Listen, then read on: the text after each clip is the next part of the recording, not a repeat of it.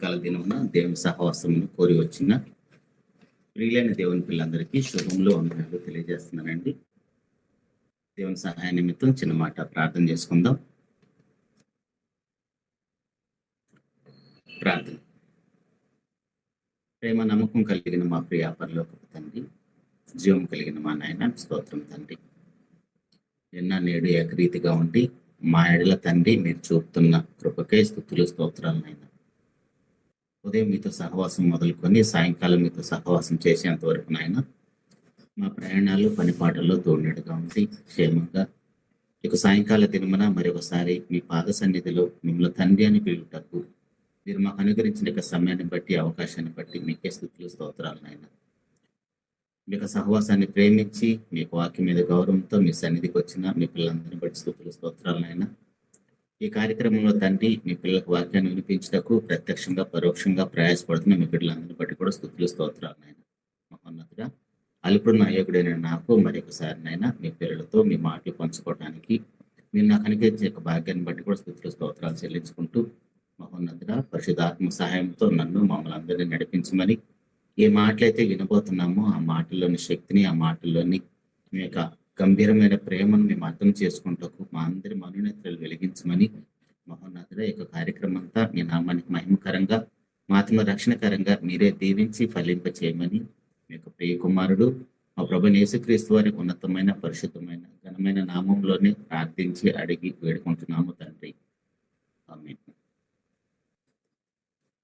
ప్రభునందు ప్రియమైన దేవుని వారలారా, దేవునికి మహాకృపను బట్టి ఈ విధంగా మీతో దేవుని మాటలు పంచుకోవడానికి దేవుడు నాకు ఇచ్చిన యొక్క భాగ్యాన్ని బట్టి ముందుగా తండ్రి అనే దేవునికి ప్రభువైన యేసుక్రీస్తు వారి పేరట నా యొక్క స్తుతులు స్తోత్రాలండి. మీ అందరూ కూడా మరోసారి ప్రత్యేకమైన వందనాలు తెలియజేస్తున్నాను.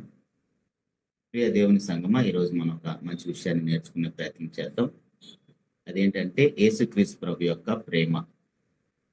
ప్రభువైన యేసుక్రీస్తు వారు మనల్ని ఎలా ప్రేమించాడు అన్న విషయాన్ని మనం నేర్చుకునే ప్రయత్నం చేద్దాం.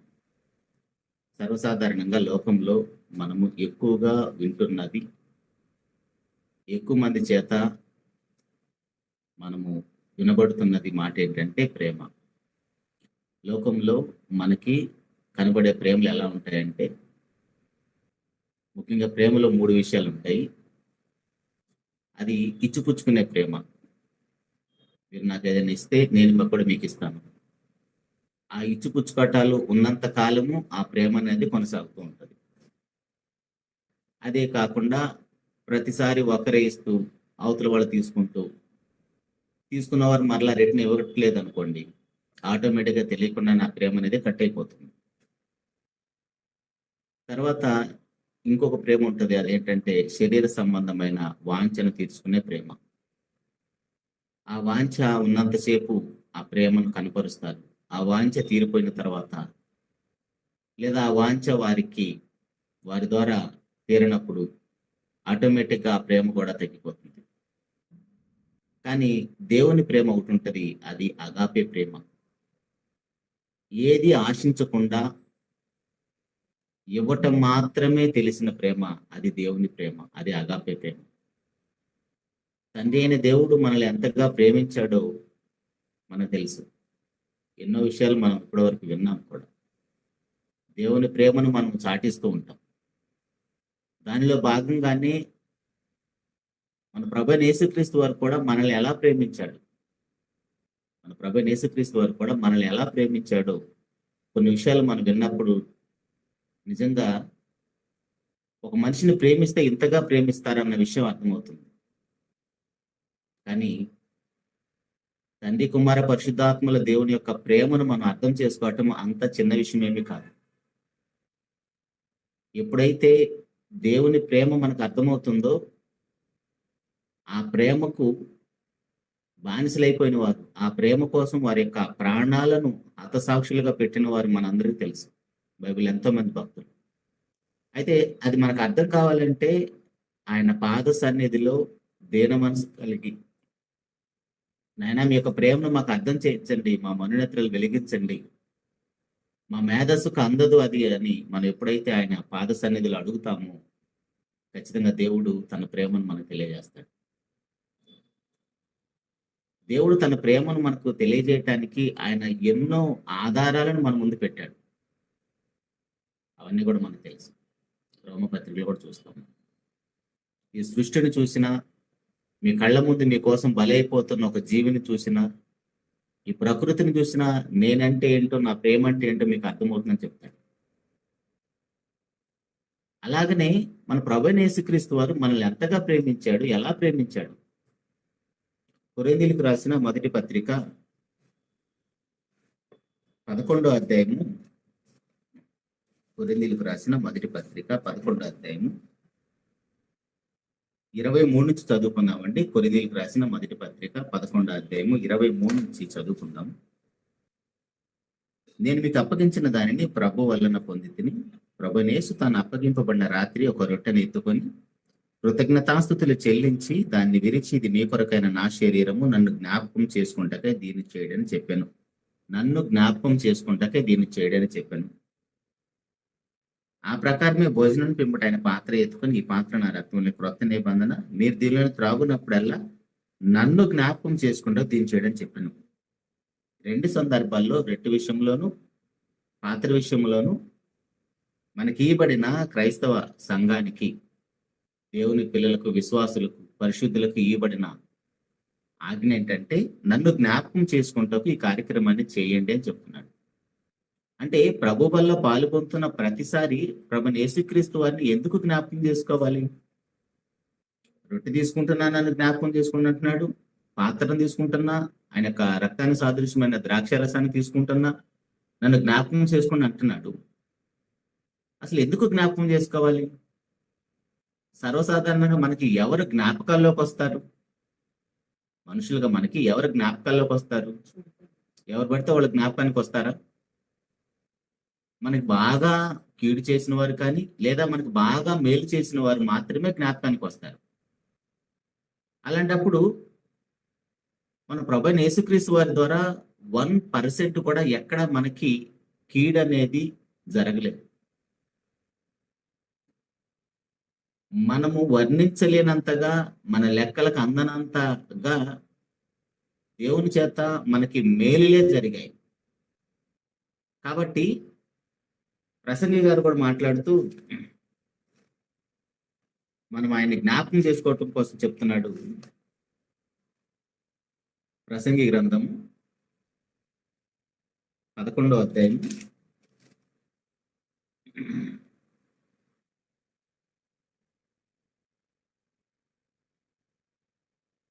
12వ అధ్యాయము మొదటి నుంచి, ప్రసంగి గ్రంథం 12వ అధ్యాయం మొదటి నుంచి, దుర్దినములు రాకముందే ఇప్పుడు వీటి యందు నాకు సంతోషం లేదని నేను చెప్పు సంవత్సరంలో రాకముందే, తేజస్సునకును సూర్యచంద్ర నక్షత్రం చీకటి కమ్మక ముందే, వాన వెలిసిన తర్వాత మేఘలు మరలా రాకముందే, నీ బాల్య దినములందే నీ సృష్టికర్తను స్మరణకు తెచ్చుకొనుము. నీ బాల్య దినము నుండే నీ సృష్టికర్తను స్మరణకు తెచ్చుకోవాలి. సృష్టికర్తను స్మరణకు తెచ్చుకోవాలి, జ్ఞాపకాల్లో తెచ్చుకోవాలి. పదే పదే ఆయన గురించి మనం ధ్యానించాలి. అప్పుడే ఆయన అంటే ఏంటో మనకు అర్థమవుతుంది.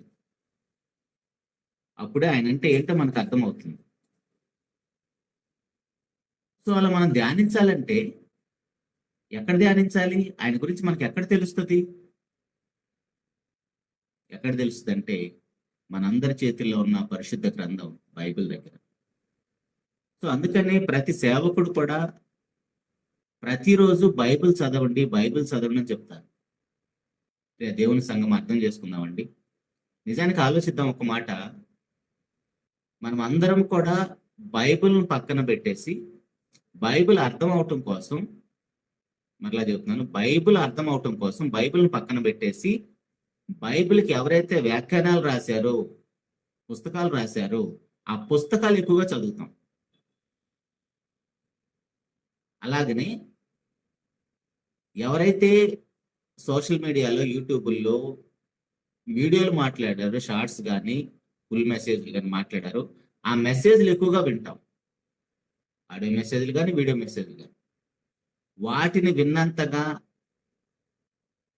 క్రైస్తవ పుస్తకాలు చదివినంతగా బైబిల్ చదువుతామంటే 100% సగము వినమని చెప్పాలి. ఎందుకంటే బైబిల్ మనకు అర్థం కాదని మనం పక్కన పెట్టేశాం. ఎవరో ఒక మంచి సేవకుడు దేవుని యొక్క ప్రేరణ బట్టి ఆయన పుస్తకాలు రాయటం కావచ్చు, ఆయన ప్రసంగాలు చేయటం కావచ్చు, ఆ ప్రసంగాలు వినటానికి, ఆ పుస్తకాలు చదవటానికి ఇష్టపడుతున్నాం, కానీ బైబిల్ చదవటానికి మనం ఇష్టపడలేదు. ఈ వాక్యం వింటున్న మనలో ఎంతమంది ప్రతిరోజు ఉదయం, మధ్యాహ్నం, సాయంత్రం లేదా ఉదయం, సాయంత్రం బైబిల్ చదివే వాళ్ళు ఉన్నారండి? బైబిల్ చదవటం అంటే దేవుడు మనతో మాట్లాడటం, ప్రార్థన చేయటం అంటే మనము దేవునితో మాట్లాడటం. ఏది ఎక్కువగా జరిగితే బాగుంటుంది? మనం ప్రార్థన చేస్తే బాగుంటుందా? మనం ఎక్కువ బైబిల్ చదివితే బాగుంటుందా? పెద్దవాళ్ళు మాట్లాడుతుంటే చిన్నవాళ్ళు వింటే బాగుంటుంది, తెలియని విషయాలన్నీ నేర్చుకుంటాం. కాబట్టి ప్రియ దేవుని సంఘం, ఒకవేళ ఇలాంటి అలవాటు మనకు లేకపోతే ఈ రోజు నుంచి అయినా సరే దేవుడు అంటే ఏంటో, ఆయన ప్రేమ అంటే ఏంటో, యేసుప్రభు వారు మనల్ని ఎంతగా ప్రేమించడం అర్థం కావాలంటే ఈ రోజు నుంచి అయినా దేవునికి మహాకృపను బట్టి ప్రతిరోజు కనీసం ఒక గంట, ఉదయం కానీ సాయంత్రం కానీ ఒక అరగంట, ఉదయం ఒక అరగంట, సాయంత్రం ఒక అరగంట, టైం ఉన్న వాళ్ళైతే గంటలు గంటలు తరబడి ఎంతసేపు అయినా సరే కనీసం ఒక 10 అధ్యాయాలు చదవటానికి అలవాటు పడితే దేవుడు అంటే ఏంటో, ఆయన మనల్ని ఎంతగా ప్రేమించడం ఖచ్చితంగా అర్థమవుతుందండి. కానీ మనకేమో బైబిల్ దగ్గర కూర్చొని చదవటానికి ఇష్టం ఉండదు.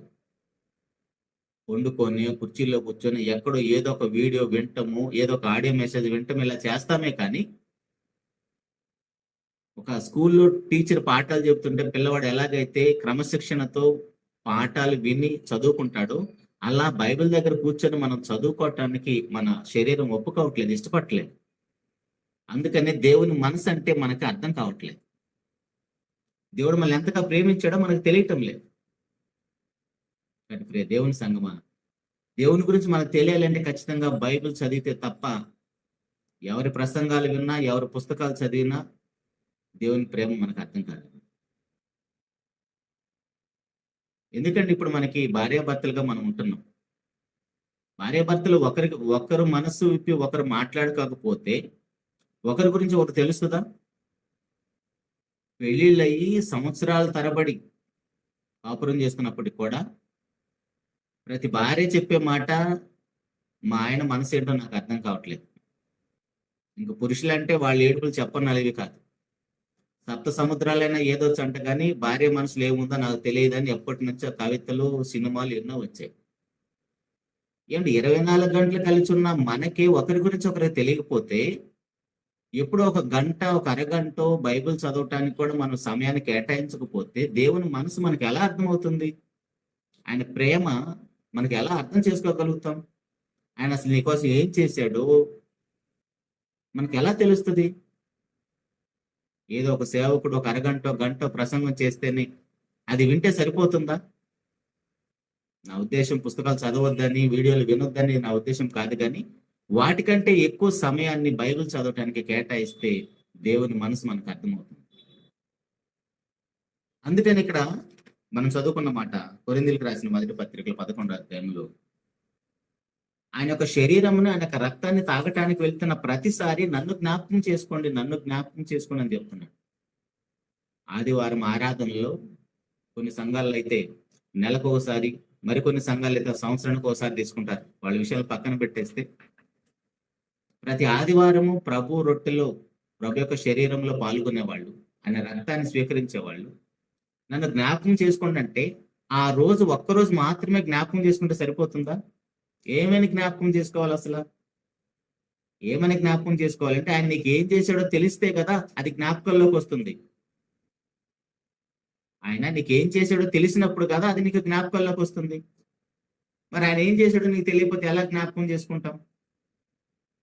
కాబట్టి ప్రియ దేవుని సంగమా, కొన్ని విషయాలను మనము లేఖన ఆధారాల్లో చూద్దాం, కొన్ని రిఫరెన్స్లు చూద్దామండి. యెషయా గ్రంథము 53వ అధ్యాయము, యెషయా గ్రంథం 53వ అధ్యాయము, ప్రభువైన యేసుక్రీస్తు వారిని మనం ఎందుకు జ్ఞాపకం చేసుకోవాలి? ఎందుకు జ్ఞాపకం చేసుకోవాలంటే ఆయన మనకి ఏం చేశాడో తెలిసినప్పుడే మనం జ్ఞాపకం చేసుకోగలుగుతాం. యెషయా గ్రంథం 53వ అధ్యాయము 5వ వచనములో జాగ్రత్తగా విందామండి. మన అతిక్రమములను బట్టి అతడు గాయపరచబడెను, మన దోషములను బట్టి నలగగొట్టబడెను.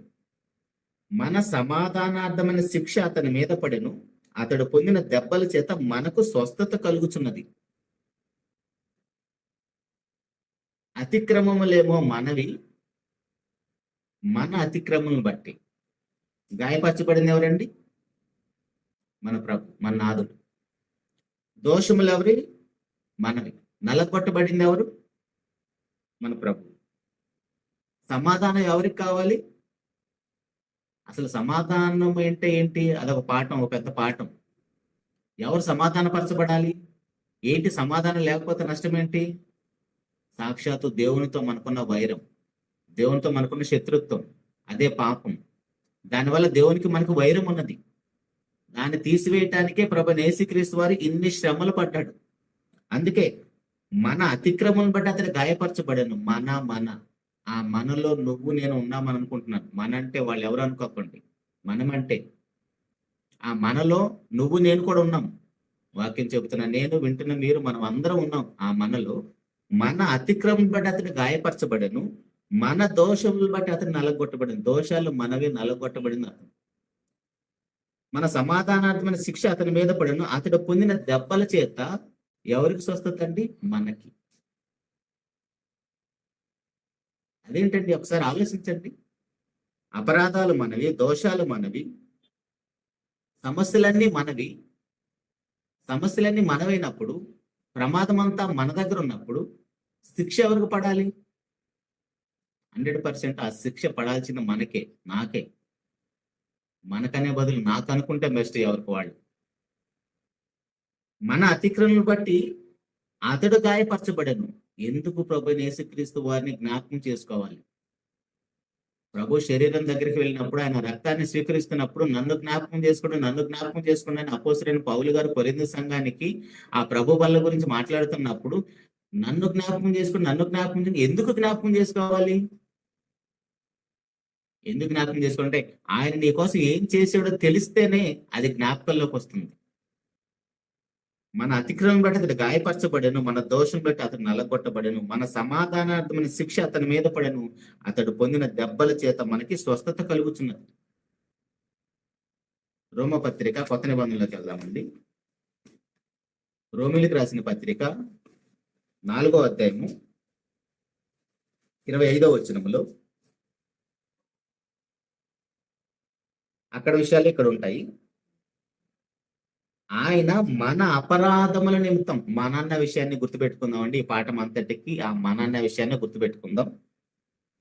ఆయన మన అపరాధముల నిమిత్తం అప్పగింపబడి మనము నీతిమంతులుగా తీర్చబట్టకే లేపబడను. ఎందుకు ప్రభు యేసుక్రీస్తు వారు సిలువకు అప్పగింపబడ్డాడండి? ఆయన ఎందుకు సిలువ ఎక్కవలసి వచ్చింది? ఎందుకోసం అంటే, ఇదిగో మన అపరాధముల నిమిత్తం అతడు అప్పగింపబడను, మనం నీతిమంతులను చేయటానికి. పక్కనే 5వ అధ్యాయం 8వ వచనం కూడా, 5వ అధ్యాయం 8వ వచనం కూడా, అయితే దేవుడు మన ఎడల తన ప్రేమను వెల్లడిపరుచుచున్నాడు. ఎట్లనగా మనం ఇంకను పాపులమై ఉండగానే క్రీస్తు మన కొరకు చనిపోయాను. తండ్రి అయిన దేవుడు తన ప్రేమను ఎలా చూపించాడండి? మనం ఇంకా పాపంలో ఉన్నప్పుడే ఆయన మన కోసం చనిపోయాడంట. మన ప్రభువైన యేసుక్రీస్తు వారు తన కుమారుడిని మన కోసం పంపించాడు. అందులో ప్రేమ ఉన్నది. యోహాను సువార్తలో మనం చూస్తాం కదా 3:16లో, అందులో ప్రేమ ఉన్నది. అయితే మనం ఇంకను పాపులమై ఉండగానే క్రీస్తు మన కొరకు చనిపోయాం. అసలు ఆయన ఎందుకోసం వచ్చాడు, ఎందుకు చనిపోయాడు, ఎందుకు ఆ శిలువ మీద అన్ని శ్రమలు, అన్ని అవమానాలు, ఏ రోజైనా మనం దాని గురించి ఆలోచించామా? ఇందాక ప్రసంగ్ గారు చెప్పినట్టుగా స్మరణకు తెచ్చుకుంటున్నామా? ఖాళీ ఎక్కడుందండి మనకి? మీరు ఒకసారి మనసు పెట్టి ఆలోచించండి. స్కూల్కి వెళ్ళే పిల్లల దగ్గర నుంచి, ఉద్యోగం వ్యాపారం చేస్తున్న వారి దగ్గర నుంచి, ఇంట్లో రిటైర్డ్ అయిపోయిన పెద్దవాళ్ళ దగ్గర వరకు ఎవరు ఖాళీగా లేకుండా, ఒక్క నిమిషం కూడా ఖాళీగా లేకుండా అందరి చేతిలో స్మార్ట్ ఫోన్ వచ్చేసింది. ఒక్క నిమిషం కూడా ఖాళీగా ఉంటే ఒకవేళ మనమేంటో, మన బ్రతికేంటో, ఎందుకు ఈ లోకానికి వచ్చామో, చనిపోయిన తర్వాత ఎక్కడికి వెళ్తామో ఆలోచించడానికి అవకాశం ఉంటుంది. ఎక్కడ ఒక్కరు కూడా ఖాళీగా లేకుండా ఎప్పుడు బిజీ బిజీ బిజీ లేదు. మనసు ఇప్పి మాట్లాడుకోవటానికి బంధాల మధ్య సమయం ఉందా అండి? ఇంట్లో ఉన్న భార్య భర్తలే తల్లిదండ్రులు పిల్లలతో మాట్లాడటానికి టైం లేక, నాన్న ఎప్పుడు వస్తాడు, అమ్మ ఎప్పుడు వస్తుంది అని ఎదురు చూస్తున్న పిల్లలు లేకపోలేదు. భర్త ఒక అరగంట సమయం ఇస్తే బాగుండు, మాట్లాడదామని భార్య ఎదురు చూస్తూ ఉంటది. మరి ఇలాంటప్పుడు ఎవరు ఖాళీగా ఉండి దేవుని మనసు అర్థం చేసుకోగలుగుతారండి? అయితే దేవుడు మన ఎడల తన ప్రేమను వెల్లడిపరుచుతున్నాడు. ఎట్లనగా మనం ఇంకను పాపులమై ఉండగానే క్రీస్తు మన కొరకు చనిపోయాం. మనం ఇంకా పాపులుగా ఉన్నప్పుడే క్రీస్తు మన కోసం చనిపోయాడు. ఆయన మన కోసం పంపించాడు.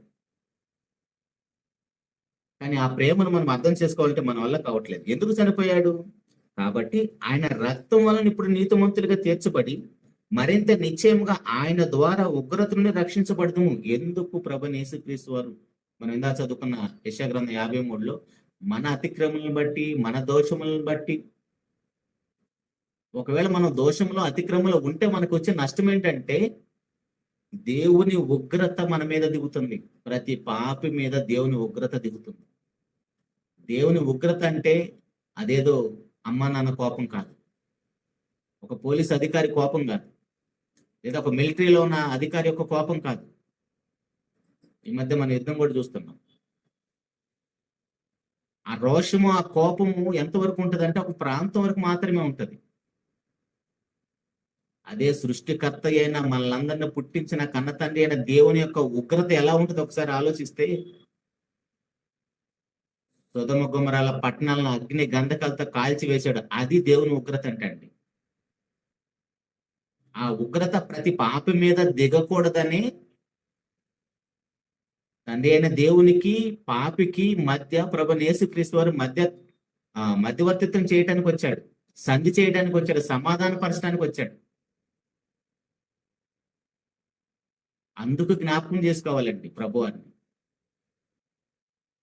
ఆయన సిలువనెక్కింది నీ పాపానికి అయ్యే వెల, ఆ విమోచన క్రయధనం చెల్లించడానికే సిలువలో తండ్రి అయిన దేవునికి, దేవుని యొక్క న్యాయమైన చట్టాన్ని బట్టి ఆ పాపానికి అయ్యే వెల చెల్లించాడు తన శరీరం ద్వారా, పరిశుద్ధమైన రక్తాన్ని చిందించి. అందుకు ప్రభువాన్ని జ్ఞాపకం చేసుకోవాలి. ఆ ఉగ్రత ఎంత భయంకరంగా ఉంటుందో నోవా కాలంలో జలప్రళయం మనకు తెలుసు. కేవలం 8 మంది మాత్రమే బ్రతికిపోయారు. ఎంతమంది జనాభా ఉంటుంటారో ఆలోచించండి. పరిస్థితి ఏంటంటే మత్తయి సువార్తలో మనం చూస్తే ఆ జలప్రళయం వచ్చి కొట్టుకొని పోతున్నా సరేనంట, వాళ్ళకి ఎందుకు చనిపోతున్నారో తెలియలేదంటండి. ఎంత బాధకరమైన విషయమో చూడండి. అలాంటి పరిస్థితుల్లోనే నేడు కూడా ఉన్నాం మనం. అలాంటి పరిస్థితుల్లో నేడు కూడా మనం ఉన్నామండి.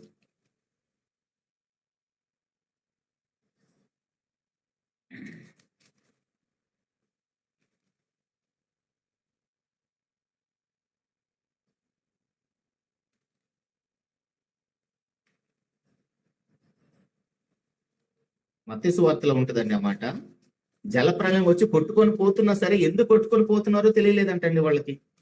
అది నేడు క్రీస్తు ప్రభు యొక్క రాకడ సమయంలో కూడా అలాగనే ఉంది మన పరిస్థితి.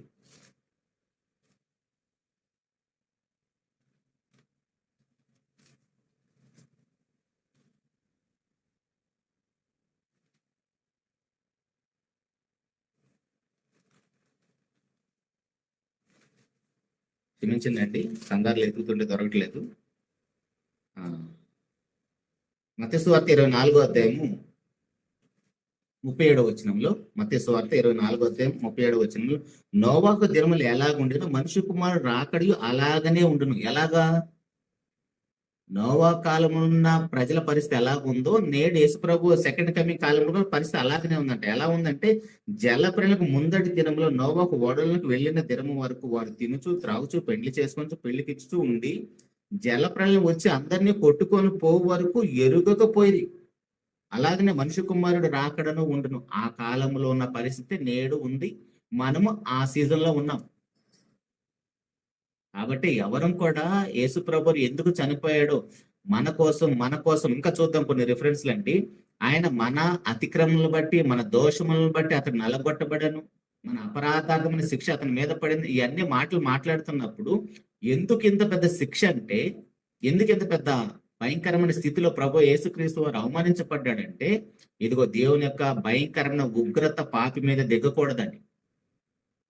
ఆ ఉగ్రత దిగితే ఎలా ఉండదు? ఈ రెండు సందర్భాలు చూస్తే చాలు. ఒకవేళ పాపంతో మనం చనిపోతే, లూకా సువార్త 16వ అధ్యాయంలో ధనవంతుడు వేస్తున్న కేకను మనం చూస్తున్నాం కదా, వింటున్నాం కదా. తండ్రివైన అబ్రహాము నందు కనికరపడి ఆ లాజరును నా ఎద్దుకు పంపించు, ఈ నరక యాతన పడుతున్నా, నేను ఈ అగ్నిజ్వాల యాతన పడుతున్నాను. భయంకరంగా కేకలు వేస్తున్నాడు. ఆ కేకలు మన చెవును పడుతున్నా, వింటున్నాం మనం. అక్కడికి వెళ్ళకూడదని, అక్కడికి వెళ్ళిన ఆయన చెప్తున్నాడు. ఏమని చెప్తున్నాడంటే, లూకా సువార్త 16వ అధ్యాయము చివరి వచనాల్లో 27 నుంచి చదువుతున్నానండి. లూకా సువార్త 16వ అధ్యాయము 27వ వచనంలో అక్కడికి వెళ్ళి అనుభవిస్తున్న ఆయన చెప్తున్నాడు. ఏమని చెప్తున్నాడు? ఇక్కడికి భూమి మీద బ్రతుకున్న వాళ్ళు ఎవరో రాకూడదు, శత్రువు కూడా రాకూడదని కోరుకుంటున్నాడు ఆయన. అప్పుడు అతడు, తండ్రి అలాగైతే నాకు 5 సహోదరులు ఉన్నారు, వారును ఈ వేదనకరమైన స్థలంలోకి రాకుండా వారికి సాక్ష్యం ఇచ్చుటకై నా తండ్రి ఇంటికి వారిని పంపవలని నిన్ను వేడుకొనుచున్నాను. అందుకు అబ్రహాము, వారి యొద్ద మోషే ప్రవక్తలు ఉన్నారు, వారి మాటలు వినవలని అతనితో చెప్పాను. ఎందుకండి ఉదయం, మధ్యాహ్నం, సాయంత్రం గంజన్న కుటుంబం అంతా కలిసి, అనేక మంది సహోదరులు సహోదరిమణులతో కలిసి ఈ రాజ్య సువార్త వ్యాప్తి కోసం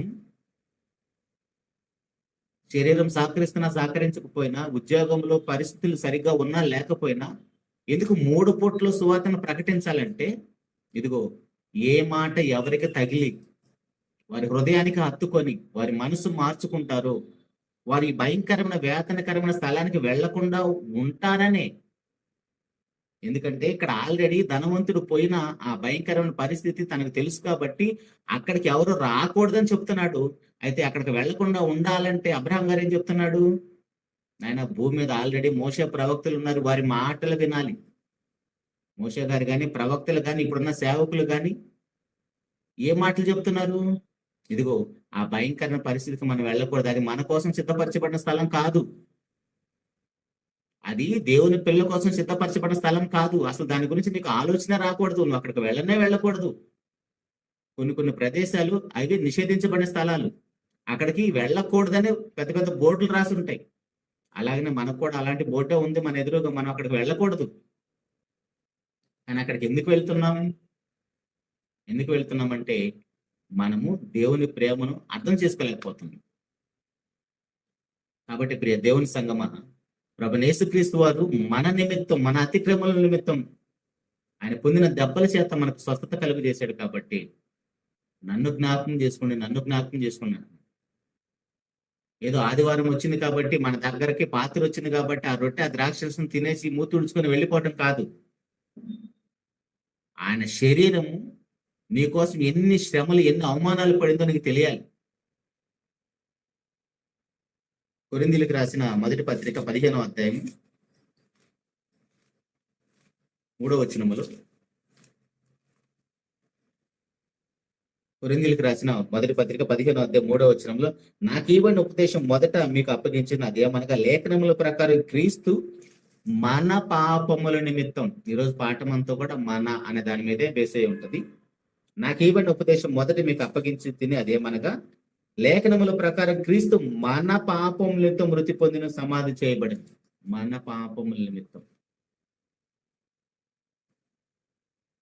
2వ పత్రిక, కొరింథీయులకు రాసిన 2వ పత్రిక 5వ అధ్యాయం 21వ వచనములో, 5వ అధ్యాయం 21వ వచనములో, ఎందుకనగా మనం ఆయన యందు దేవుని నీతి అగునట్లు పాపం ఎరుగని ఆయనను మన కోసం పాపముగా చేశాను.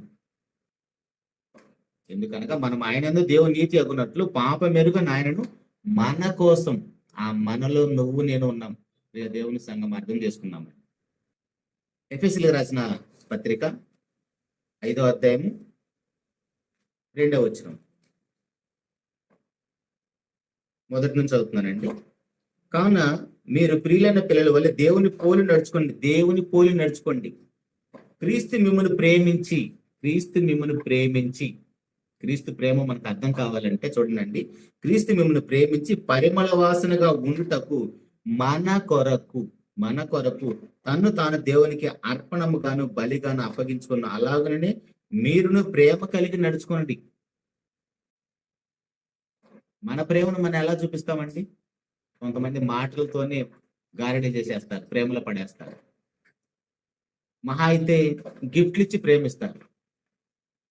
భర్త అయితే భార్యకి తనకు అనుకూలమైన తనకు నచ్చినవి ఏదో ఇచ్చి ప్రేమిస్తాడు. భార్య అయితే తన భర్తకు నచ్చిన వంటలు ఏదో చేసి ప్రేమిస్తాడు. పెద్ద పెద్ద ప్రేమికులు అయితే తాజ్మహల్ లాంటి మందిరాలు ఏదో కట్టించి వారి ప్రేమను చాటుకుంటారు. కానీ ఈ ప్రేమికుడు ఎలాంటి వాడంటే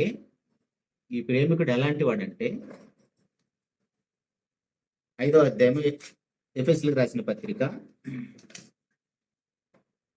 5వ అధ్యాయము 25 నుంచి, ఎఫెసీయులకు రాసిన పత్రిక 5వ అధ్యాయము 25 నుంచి ఈ ప్రేమికుడు ఎలాంటి వాడో చూడండి.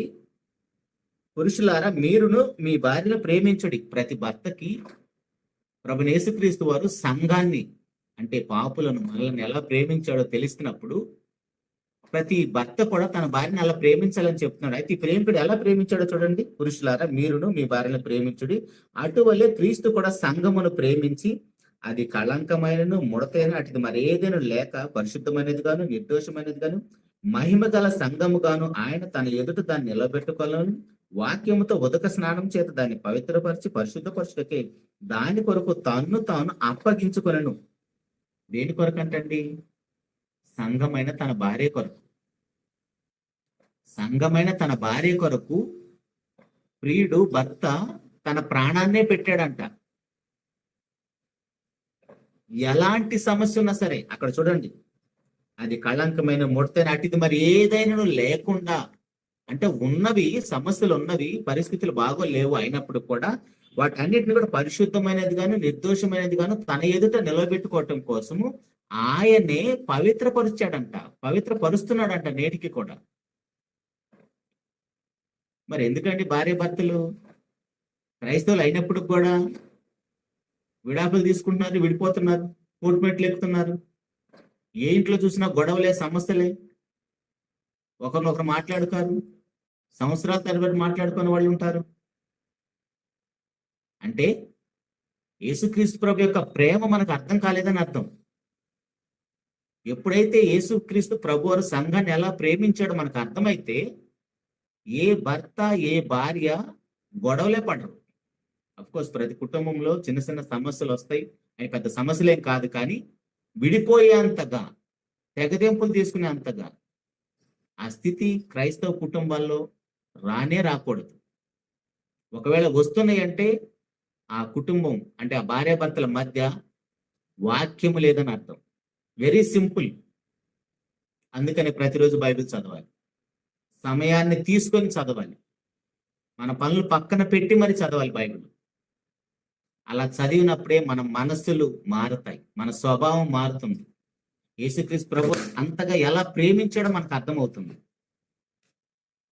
యేసుక్రీస్తు ప్రభు అంతగా ఎలా ప్రేమించడం మనకు అర్థమవుతుంది. ఎందుకంటే 1 యోహాను పత్రికలో చూస్తే 4వ అధ్యాయంలో 8వ వచనంలో దేవుడు అంటేనే ప్రేమ, ప్రేమ అంటేనే దేవుడు. ఆ ప్రేమకున్న లక్షణాలు ఎలా ఉంటాయో 1 కొరింథీ పత్రిక 13వ అధ్యాయంలో మనకు తెలుసు. ఇవన్నీ మాట్లాడుకోవటానికి, చెప్పుకోవటానికి, వినటానికి బాగుంటాయి. కానీ ఆచరణలోకి వచ్చినప్పుడు ఆచరిస్తేనే ఆ ప్రేమకున్న విలువ, పొడవు, వెడల్పు, లోతు, ఎత్తు ఏంటో మనకు అర్థమవుతుంది. అంటే ఇప్పుడు ఆ దేవుని యొక్క ప్రేమ, పొడవు, వెడల్పు, లోతు, ఎత్తు ఏంటో మనం తెలియాలంటే టేప్ పెట్టి కొలుద్దామా? అది కొలిసేది కాదండి, అది ఫీల్ అయ్యేది, అనుభవించేది, వీలైతే చూపించేది.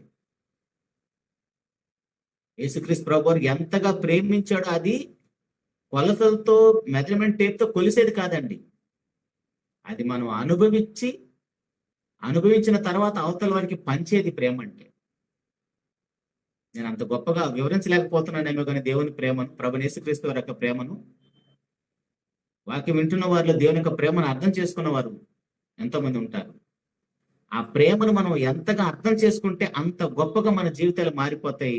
మన ఎదుట ఉన్న వాళ్ళు ఎవరు ఎలాంటి మాటలన్నా, కుట్టినా, తిట్టినా అసలేం పట్టించుకోం. ఎందుకంటే యేసుక్రీస్తు ప్రభు యొక్క ప్రేమ మనకు అర్థమైంది కాబట్టి. ఏమంటే ప్రభువారిని తిడుతుంటే, కొడుతుంటే, మొక్కను ఉమ్మేస్తుంటే, ఆ జుట్టు లాగేస్తుంటే ఆయనకేం స్పర్శ లేదా? తెలియటం లేదా? అన్ని తెలిసినా సరే ఆయన బిడ్డలమైన మనము కూడా అలా ఉండాలని సంఘమైన తన యొక్క భార్యను, తన యొక్క సంఘాన్ని, తన ప్రియురాల్ని పరిశుద్ధపరచుకోవటం కోసం, నిర్దోషమైనదిగా ఉంచుకోవటం కోసం అవన్నీ ఓర్చుకున్నాడండి. అప్పుడే ప్రభు యొక్క ప్రేమ మనకు అర్థమవుతుందండి.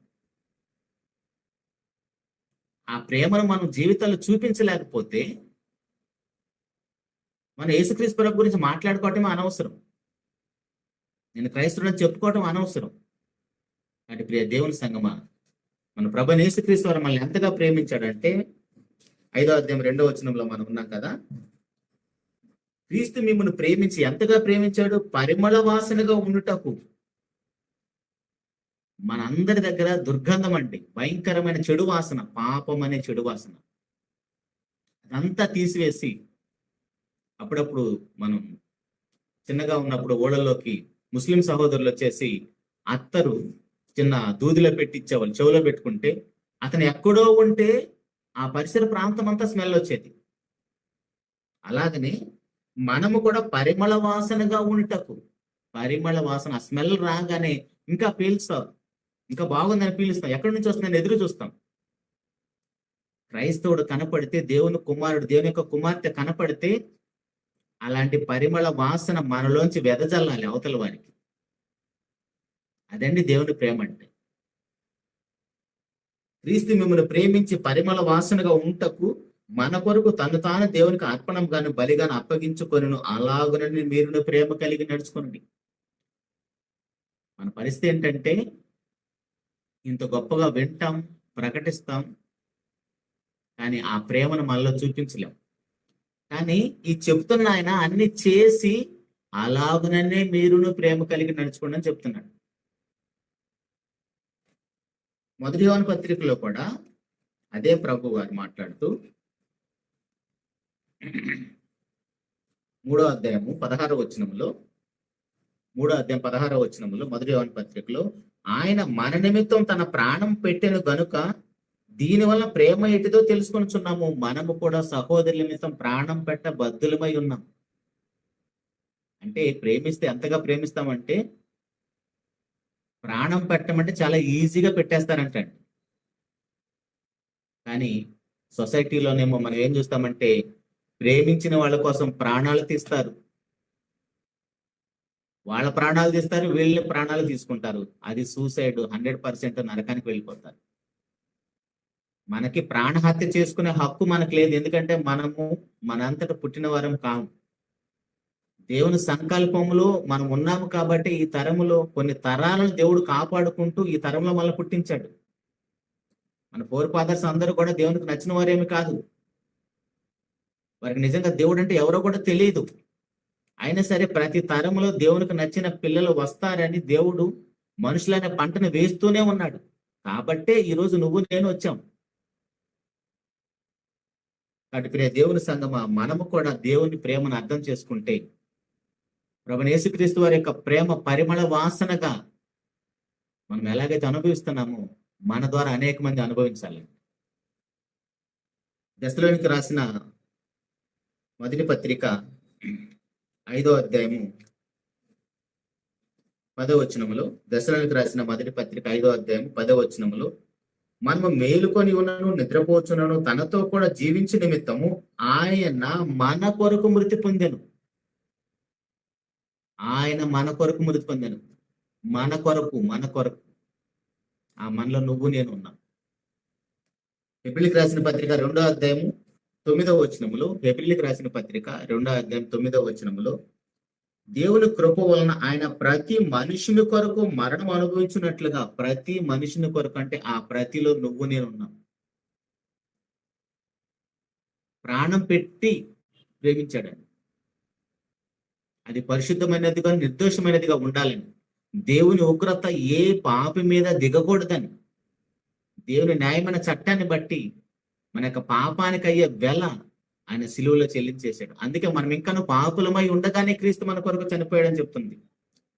ఇందాక మనం చూసుకున్న రోమపత్రిక 5:8 మనం ఇంకా పాపులమై ఉండగానే క్రీస్తు మన కొరకు చనిపోయాడు. మనకి ఎందుకండి ఎంత వయసు వచ్చింది? ఒక్కొక్కరు చూస్తే 60, 70, 80, 100 సంవత్సరాలు. నిజానికి మనం యంగేజ్ లో ఉన్నప్పుడే ఎన్ని పాపాలు చేసి ఉంటామండి. టీనేజ్ లోకి వచ్చిన దగ్గర నుంచి ఆలోచించండి. అయినా సరే మీరు ఒకసారి ఆలోచిస్తే పేతురు గారిని అప్పుడున్న ప్రారంభ సంఘం అంటే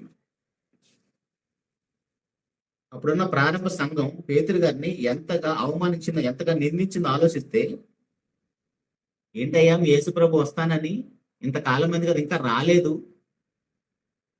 అక్కడున్న ప్రారంభ సంఘం అండి, అక్కడున్న ప్రారంభ శతాబ్దంలో ఉన్న ప్రజలందరూ కూడా అపోస్తుల్ని హేళన చేశారు, అవమానించారండి. ఒకవేళ ఆ టైంలో ప్రభు వారు వస్తే వాళ్ళు ఏదో అన్నారని ఈరోజు నువ్వు నేను ఉండేవాళ్ళమేనా?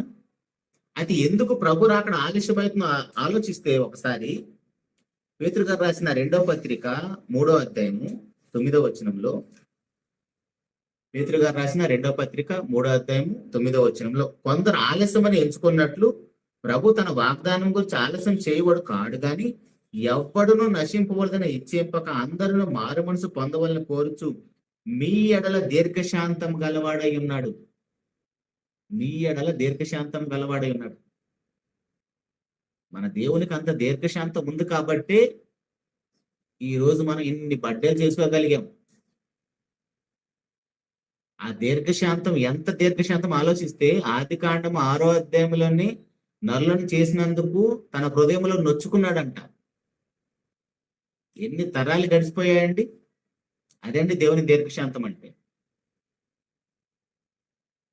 దేవుని పిల్లలుగా ఆ దీర్ఘశాంతం మనకు లేదు. ఊరికినే కోప్పడిపోతాం, ఊరికినే బంధాలు తెంపేసుకుంటాం, ఏ రిలేషన్ సరిగ్గా మెయింటైన్ చేయలేం మనం. కానీ దేవుని మనసు ఎరిగిన వారు, దేవుని యొక్క ప్రేమను అర్థం చేసుకున్న వారు ఎంత దీర్ఘశాంతాన్ని చూపిస్తాడంటే, తన దేవుడు ఎంత దీర్ఘశాంతాన్ని చూపించాడో అంత దీర్ఘశాంతం కూడా మనం కలిగి జీవించాలి. కొందరు ఆలస్యమని ఎంచుకున్నట్లు దేవుడు తన వాగ్దానం గురించి ఆలస్యం చేయవాడు కాడు గాని అని చెబుతూ అందరూ మారు మనసు పొందాలంటండి. అందరిలో నువ్వు నేను ఉన్నాం. ఇంకా మనకి ఇంకా సరైన మారు మనసు లేదు. మారు మనసు అంటే ప్రతి విషయంలో మారు మనసు ఉండాలండి. అది ఒక విషయానికి, ఒక సందర్భానికి సంబంధించింది కాదు. అందరూ మారు మనసు పొందాలని దేవుడు అంత దీర్ఘశాంతాన్ని చూపిస్తున్నాడు. ఎక్కడో ఆదికాండం 6వ అధ్యాయంలోని నరులను చేసినందుకు యెహోవా సంతాపం నొందాడంట, తన హృదయంలో నొచ్చుకున్నాడంట. ఎందుకన్నా చేశాను రా వీళ్ళని. అప్పుడే అనుకున్న ఆయన మరి ఇన్ని తరాల వరకు ఎలా సహించగలిగాడు? చూడండి, ఎన్ని తరాలు గడిచిపోయి, ఎంతమంది పాపులు, ఎన్ని కోట్ల మంది ప్రజలు వచ్చారు. నేటికి కూడా దేవుని యొక్క పిల్లలు అనుకునే వారి శేషం చాలా తక్కువ కదా. ఇప్పుడు కూడా 250 కోట్ల మంది క్రైస్తవులు ఉన్నారని చెప్పుకుంటున్న ప్రపంచవ్యాప్తంగా కూడా వీరిలో దేవునికి నచ్చేవారు ఎంతమంది? మనలో దేవునికి నచ్చేవారు ఎంతమంది? దేవుని యొక్క గుణాలను కలిగి బ్రతుకుతున్న వారు ఎంతమంది మనలో? తండ్రి అయిన దేవుడు ఎలాంటి వాడు, ప్రభువైన యేసుక్రీస్తు వారు 100% అలాంటి వాడే. దేవుని యొక్క స్వరూపం కలిగిన వాడై ఉన్నాడు ఆయన. అలాగనే మనము కూడా మనల్ని చూస్తే క్రీస్తు స్వరూపం ఏంది ఏర్పడే వరకు సేవకుడు పౌలు గారు ప్రసవ వేదన పడుతున్నాడు అంటండి. గలతీ సంఘంతో మాట్లాడతాడు. అంటే క్రీస్తు స్వరూపం అంటే ఏంటి? ఆయన యొక్క గుణాలు, ఆ గుణాలు మనలో ఏర్పడటం కోసం ఒక సేవకుడు ప్రసవ వేదన పడుతున్నాడంట. తల్లి మనల్ని కనేటప్పుడు ఆ ప్రసవ వేదన ప్రతి తల్లికి తెలుసు. ఆ బాధ ఏంటో పురుషుడికి ఎవరికి తెలియదు. నోటితో వర్ణించగలమే కానీ ఆ బాధ అనుభవిస్తేనే తెలుస్తుంది. ప్రతి తల్లికి తెలుసు బిడ్డను కన్నప్పుడు ఆ బాధ ఎంత ఉంటుందో. అలా ప్రతి సేవకుడు కూడా తన సంఘములో ఉన్న విశ్వాసులందరూ కూడా క్రీస్తు స్వరూపం వారిలో కనబడాలని అలా ప్రయాస పడితే ఖచ్చితంగా యేసుప్రభు సెకండ్ కమింగ్ జరిగిపోతుందండి. కానీ అలాంటి పరిస్థితి లేదు కాబట్టి అందరికీ మారు మనసు రావాలని ఆయన దీర్ఘశాంతాన్ని చూపిస్తుంటే, మనమేమో అందరూ తమ సొంత కార్యాలను చూసుకొని ఉన్నారు కానీ యేసుక్రీస్తు ప్రభు కార్యాలు ఎవరో చూడలేదంటాడు యోహాను గారు. కాబట్టి ప్రియ దేవుని సంఘం ఆలోచిస్తామండి. పేతురు గారు రాసిన మొదటి పత్రిక 3వ అధ్యాయము 18వ వచనంలో, పేతురు గారు రాసిన మొదటి పత్రిక 3వ అధ్యాయం 18వ వచనంలో, దేవుని చిత్తం అలాగున్న ఎడల కీడు చేసి శ్రమ పట్టుకంటే మేలు చేసి శ్రమ అనుభవించుట మేలని మంచిది. ఏలయనగా మనలను దేవుని ఎదుగు తెచ్చుటకు అనీతి మంతుల కొరకు నీతిమంతుడైన క్రీస్తు శరీర విషయంలో సంపబడి, మనం అందరం కూడా అనీతిమంతులమండి. మనం అందరం కూడా నీతిమంతులు అవటం కోసం, అనీతిమంతుల కోసం నీతిమంతుడైన ప్రభు యేసుక్రీస్తు వారు చనిపోయాడండి. నీతిమంతుడైన యేసుక్రీస్తు ప్రభు వారు ఈరోజు నీ కోసం నా కోసం చనిపోయాడు. మనం అందరం కూడా నీతిమంతులం అవ్వాలి. మొదటి 2వ అధ్యాయము 24వ వచనంలో కూడా, 2వ అధ్యాయం 24వ వచనం, మనము పాపముల విషయమై చనిపోయి నీతి విషయమే జీవించినట్లు ఆయన తానే తన శరీరమందు మన పాపములను మ్రాను మీద మోసుకొనెను. ఆయన పొందిన గాయముల చేత మీరు స్వస్థత నొందితిరి. ఎక్కడ చూసినా మనము మనము మనం. అయితే ప్రియ దేవుని సంఘం, ఇన్ని మాటలు విన్నాం కదా, ఇన్ని రెఫరెన్స్లు చూసాం కదా, మరి మనలో వచ్చిన మార్పు ఏంటి? ఇంతవరకు బాప్తిసం పొంది క్రైస్తవ జీవితం కొనసాగిస్తున్న మనలో వచ్చిన మార్పు ఏంటి? ఎన్ని సంవత్సరాలు అవుతుందండి మన బాప్తిసం పొంది? ఒకసారి అపోస్తుల దగ్గరికి వెళ్ళేసి మన సాక్షి జీవితాన్ని కంపేర్ చేసుకొని చూద్దామండి వాళ్ళతోటి. వారు కూడా అదే ప్రేమను అనుభవించారు. ఆ ప్రేమను అనుభవించారు కాబట్టి, రుచి చూచి ఎరిగారు కాబట్టి, అసలు మేము పుట్టిందే సువార్త ప్రకటన నిమిత్తం. మమ్మల్ని చంపినా చంపకపోయినా మేము బ్రతికున్నామంటే క్రీస్తు సువార్త ప్రకటిస్తానే ఉంటాం. కొట్టినా తిట్టినా ప్రాణాలు పోతున్నా, ఒక పక్క తలకాయలు తీసేస్తుంటే మరొక పక్క సువార్త ప్రకటిస్తున్నారండి. ఎందుకు వాళ్ళు ఆ స్థాయికి వెళ్ళారంటే ఆ ప్రేమ వాళ్ళు అనుభవించారు. ఆ ప్రేమను వాళ్ళు రుచి చూచి ఎరిగారు. కొరింథీయులకు రాసిన 2వ పత్రిక 5వ అధ్యాయం 14వ వచనంలో, కొరింథీయులకు రాసిన 2వ పత్రిక 5వ అధ్యాయం 14వ వచనంలో, క్రీస్తు ప్రేమ మమ్మలను బలవంతం చేయుచున్నది. అపోస్తులు అంటే క్రీస్తు ప్రేమ బలవంతం చేస్తుందంట. ఏం మనల్ని చేయట్లేదా? మనల్ని చెయ్యాలంటే ఆ ప్రేమ అంటే ఏంటో మనకు తెలియాలి కదా, ఆ ప్రేమను మనం అర్థం చేసుకోవాలి కదా. ప్రేమ ప్రేమ దేవుడు ప్రేమమయుడు కోసమే వినటం కోసమే సరిపోతుంది, కానీ ఆ ప్రేమ యొక్క లోతు పొడవు వెడల్పు ఏంటో మనకు అర్థం కావట్లేదు. ఆ ప్రేమ యొక్క లోతు పొడవు వెడల్పు మనకు తెలియాలంటే ఏదో టేప్ పెట్టి కొలిసినంత మాత్రం అర్థం కాదు. ధ్యానించాలి, స్మరణకు తెచ్చుకోవాలి. క్రీస్తు ప్రేమ మమ్మల్ని బలవంతం చేయుచున్నది ఎలాగనగా, అందరి కొరకు ఒకడు మృతి పొందిన కనుక అందరూ మృతి పొందిరని, జీవించే వారికి మీదట తమ కొరకు కాక తమ నిమిత్తం మృతి పొంది తిరిగి లేచిన వారి కొరకు జీవించడానికి ఆయన అందరి కొరకు మృతి పొందిరని నిశ్చయించుకొనుచున్నాము. కొన్ని అలా చెప్పిన వారు ఎలా బ్రతికారు? ఆయన అందరి కోసం ఒకటి చనిపోయాడు కాబట్టి మనం అందరం కూడా ఆయన కోసమే బ్రతుకుతాం. మనం అందరం కూడా ఆయన కోసమే బ్రతుకుతామని అలా బ్రతికారండి వాళ్ళు. గలతీయులకు రాసిన పత్రిక 2వ అధ్యాయము 20వ వచనంలో, గలతీయులకు రాసిన పత్రిక 2వ అధ్యాయము 20వ వచనంలో, నేను క్రీస్తు కూడా సిలువ వేయబడి ఉన్నాను, ఇకను జీవించు వాడను నేను కాను, క్రీస్తే నా యందు జీవించుచున్నాడు. నేను ఇప్పుడు శరీరమందు జీవించుచున్న జీవితము నన్ను ప్రేమించి నా కొరకు తను తాను అప్పగించుకున్న దేవుని కుమారుని యందలి విశ్వాసం వలన జీవించుచున్నాను. ఎందుకు అపోస్తలుడైన పౌలు గారు అంతగా మారిపోయాడు? అంతగా ఎందుకు మారిపోయాడంటే యేసుక్రీస్తు ప్రభు అతన్ని ఎంతగా ప్రేమించాడో అర్థమైంది. అతని స్థానంలో ప్రభు యేసుక్రీస్తు వారు మరణించడని అర్థమైంది. అతని స్థానంలో ఆయన పాపాలకయ్యే వెల ప్రభు యేసుక్రీస్తు వారు చెల్లించడని అర్థమైంది. నా పాపానికి అయ్యే విమోచన క్రయధనం నా వల్ల కాదు, నేను ఎంత ఇచ్చినా నా వల్ల కాదు, నా పాపానికి విమోచన కలగదని మీకా గారు ఎలాగైతే మాట్లాడాడో ఆ విషయాలన్నీ ఎరిగిన పౌలు గారు అంటున్నాడు, ఇదిగో ఇక నేను బ్రతికినా చనిపోయినా తిన్నా తినకపోయినా సమస్తము నా కోసం ప్రాణం పెట్టాడే, ఆయన కోసమే అని అంటున్నాడు. చివరికి ఒక మాట చూసుకొని ముగించుకుందామండి. రోమీయులకు రాసిన పత్రిక 14వ అధ్యాయము 6వ వచనంలో, రోమిలికి రాసిన పత్రిక 14వ అధ్యాయము 6వ వచనం చూసుకొని ముగించుకుందామండి. అంటే ఆ ప్రేమను అర్థం చేసుకున్నవారు, ఆ ప్రేమను రుచి చూసి ఎరిగిన వారు ఎలా జీవించారో కనీసం మనము వారి జీవితాలను ఆదర్శంగా పెట్టుకొనైనా అలా జీవించడానికి తండ్రి అయిన దేవుడు మనందరికీ ఆ కృపను అనుగ్రహించాలని మనస్ఫూర్తిగా కోరుకుంటున్నాను. రోమిలికి రాసిన పత్రిక 4వ అధ్యాయము 6వ వచనములో, దినమును లక్ష్య పెట్టువాడు ప్రభు కోసమే లక్ష్య పెట్టుచున్నాడు, తినువాడు దేవునికి కృతజ్ఞతాస్తుతులు చెల్లించుచున్నాడు. కనుక ప్రభు కోసమే తినువాడు దేవునికి కృతజ్ఞతాస్తుతులు చెల్లించున్నాడు కనుక ప్రభు కోసమే తినుచున్నాడు. తిననివాడు ప్రభు కోసమే తినుట మాని దేవునికి కృతజ్ఞతాస్తుతులు చెల్లించుచున్నాడు. మనలో ఎవడను తన కోసమే బ్రతకడు. మనలో ఎవడను తన కోసమే బ్రతకడు. ఒక తండ్రిని కానీ ఒక తల్లిని కానీ ఏమ్మా ఎవరి కోసం బ్రతుకుతున్నామంటే వెంటనే అనే మాట ఏంటండి? ఏం చేసినా పిల్లల కోసమే కదండి. కాదు, దేవుని కోసం. మార్చుకోవాలి. మనం క్రైస్తవులుగా మనం సమాజానికి నేర్పించాలి. మనమే మాదిరి సమాజానికి. లోకస్తులు అలాగనే చెప్పి మనం అలాగనే చెప్తే ఏంటి ఉపయోగం? దేవుడు మనకిచ్చిన ట్రైనింగ్ ఏమైపోవాలి?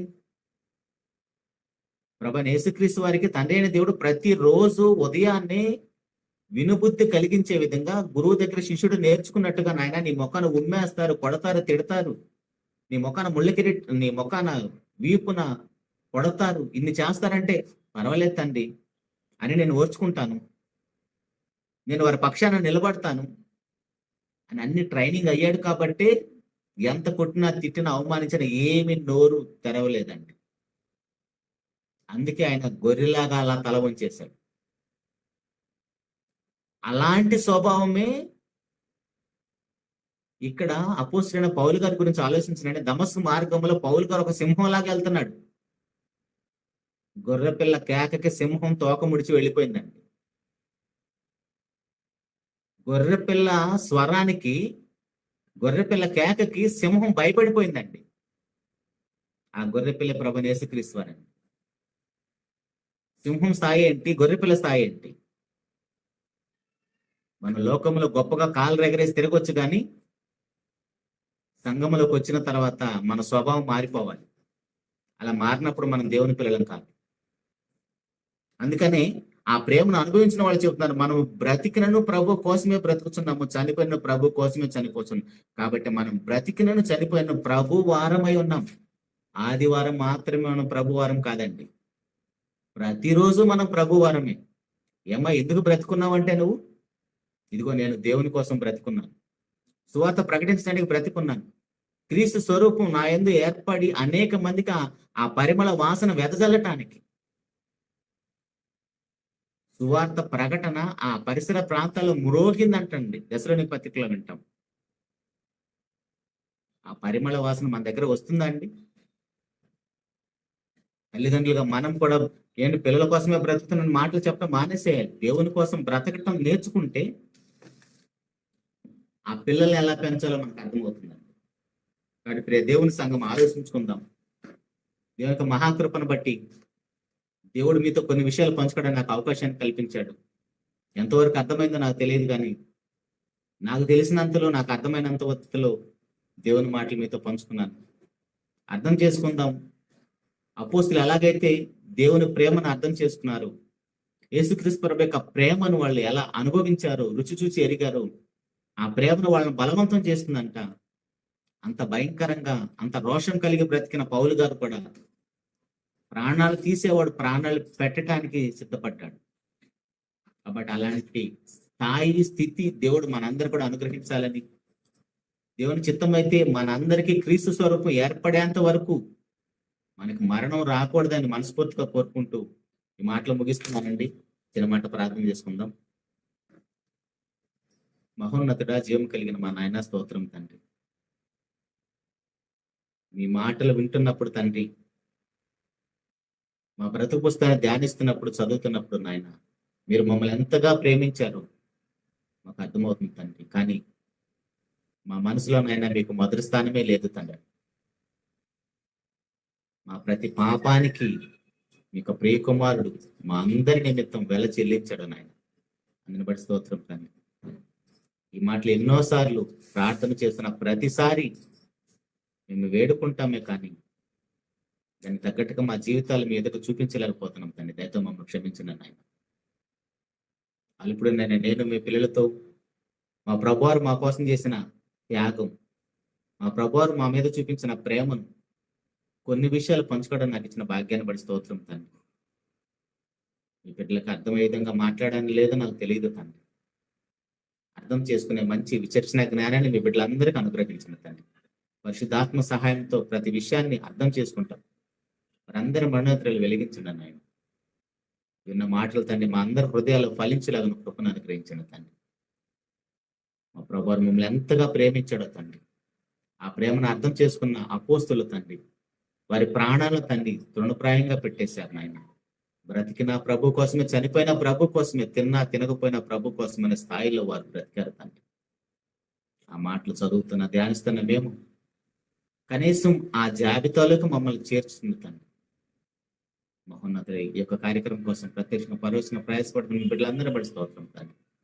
ఆయన మీతో సహవాసం చేసిన ఆయన మీ మాటలు విని తండ్రి, మీ పాద సన్నిధి ద్వారా తండ్రి మేము నిద్రలకు వెళుతున్న తండ్రి కొడుకులకు జ్ఞాపకం చేసుకుని సుఖమైన నిద్రను అనుగ్రహించిన తండ్రి. ఉదయాన్నే లేచి తండ్రి అని పిలిచే భాగ్యం మా అందరూ ప్రసాదించమని మీ చిత్తమైతే నాయన మా అందరి హృదయాల్లో తండ్రి క్రీస్తు స్వరూపం ఏర్పడే వరకు మీ చిత్తమైతే మాకు మరణాన్ని దూరపరచమని ప్రతిరోజు తండ్రి వాక్యపై వెలుగులో మాలో ఉన్న ప్రతి లోపాన్ని సరి చేసుకుంటాం. ప్రతిరోజు తండ్రి వాక్యంతో ఉదక స్నానం చేయించుకుంటాం. మీ ఎదుట పరిశుద్ధులుగా నిర్దోషులుగా బ్రతుటకు ఇంకా నాశనానికి వెళ్ళే వారిని కాపాడే బాధ్యత కలిగి బ్రతుట కృపను అనుగ్రహించిన సమస్త మహిమ ఘనత ప్రభావాలను మీకు ఆరోపిస్తుంది. మీకు ప్రియ కుమారుడు మా ప్రభువైన యేసుక్రీస్తు వారు ఉన్నతమైన పరిశుద్ధమైన ఘనమైన నామములోని ప్రార్థించి అడిగి పొందుకొని ఉన్నాము తండ్రి. ఆమేన్. అందరికి వందనాలండి. Thank you very much.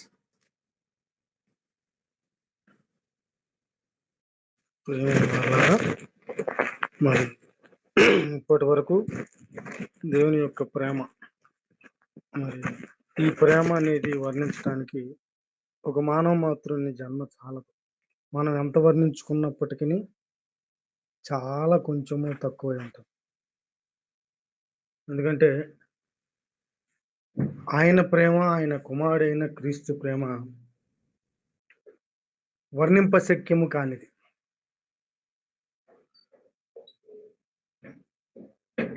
అట్టి ప్రేమను ఎంతో కొంత దేవుడు ఈ దినాన వినిపించి, నేను ఇంత ప్రేమ కలిగి ఉన్నాను, మీరును ఒకరినొకడు తూతూ ప్రేమలు ప్రేమించుకోకుండా స్వచ్ఛమైన ప్రేమలు కలిగి ఉండండి అని హితోపదేశం చేశారు. హితోపదేశం చేసిన విధానాన్ని బట్టి కన్న తండ్రి అయిన దేవుణ్ణి మనసారా స్తుతిస్తూ ఆయన మహింపరుస్తూ ఈ వాక్యాన్ని చక్కగా మనకు అందించిన మిత్రులు దేవ గారికి, ఇంటింటికి క్రీస్తు రాజ్య సువార్త గూగుల్ మీట్ మరియు కాన్ఫరెన్స్ కార్యక్రమం నుంచి నా వందనాలు తెలియజేస్తున్నాను. అలాగే కూడి వచ్చిన వారులారా, మీకును నా వందనాలు తెలియజేసుకుంటూ సమాధానంగా పడకలకు చేరుకోండి. దేవుడు మిమ్మల్ని మీ కుటుంబాలను పరలోకమందున్న కన్న తండ్రి అయిన దేవుడి ప్రేమ, లోక రక్షకుడైన యేసుక్రీస్తు వారి పరిశుద్ధాత్మని అన్యోన్య నిత్య సహవాసం పేరు కూడి వచ్చిన మీ అందరి కుటుంబాలకు సదాకాలం తోడండి. పరలోకపు తండ్రి కొరకు మిమ్మల్ని జీవింప చేయను గాక. ఆమేన్. అందరికీ వందనాలండి. దేవునికి స్తోత్రం. దేవునికి స్తోత్రాలండి. అందరికీ వందనాలండి. వాక్యం చెప్పిన అన్నయ్య గారికి హృదయపూర్వకమైన వందనాలండి. అందరికీ వందనాలండి.